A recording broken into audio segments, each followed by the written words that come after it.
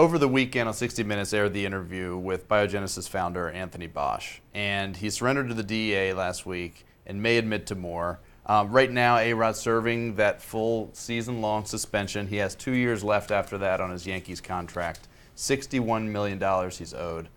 How will the Yankees handle A-Rod when he comes back, Mike, next year? How should they handle him? I don't think they're going to have to worry about it. I think now that Tony Bosch has essentially surrendered to the DEA, I think that, and I watched the 60 Minutes thing with Scott Pelley, the rerun the other night, and all I thought was, this guy on the Mike Francesa show perjured himself. Basically, this guy could essentially be sent, if not sent to jail, he's going to have to do a plea bargain to get out of even.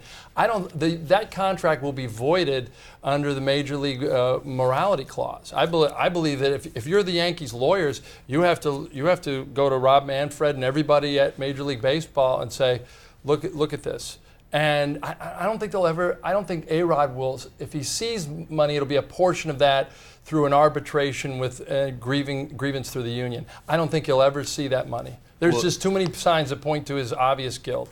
So if he's guilty, you're saying he won't play again then, not just for the Yankees, but in No, baseball? He's going to be a pariah like Barry Bonds. He's going to be more of a distraction than he is a help. And I don't think, maybe the Miami Marlins will get some ticket prices out of him for a year, if at all. But that's the only place, a place like that is the only place I could see him going. No one's going to bring him into the pennant race to help him win the whole thing. Scott, what are your thoughts on how the Yankees will handle it? I think he's going to remain toxic, and if you're the Yankees, you kind of have to wait for this to play out. And that the New York Daily News interviewed one of the prosecutors who was part of the team that brought down Manuel Noriega.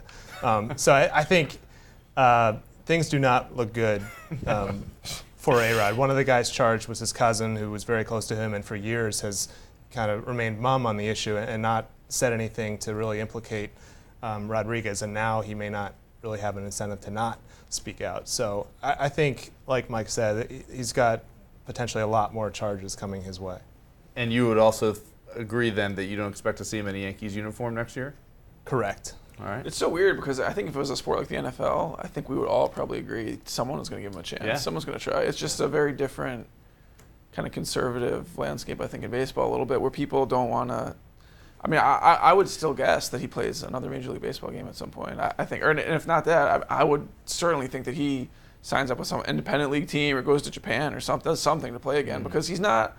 I mean, he's not washed up, I don't think, on the baseball field. Well, he's not nearly as productive as he used to be. Well, sure, but I think he's going to try to play again in some fashion. I think he'll try to play again. I don't know if a team will give him that opportunity. What kills me about all this is we're in this sort of love fest for Derek Jeter right now that's lasted a season long. And Derek Jeter doesn't have the raw physical tools and talents of an Alex Rodriguez. And A-Rod was the guy that went. And Derek Jeter there's never been one single association through a teammate or anybody with steroids. And I'm like going, geez, one guy's beloved today. Another guy's got more talent and better numbers to get into the Hall of Fame.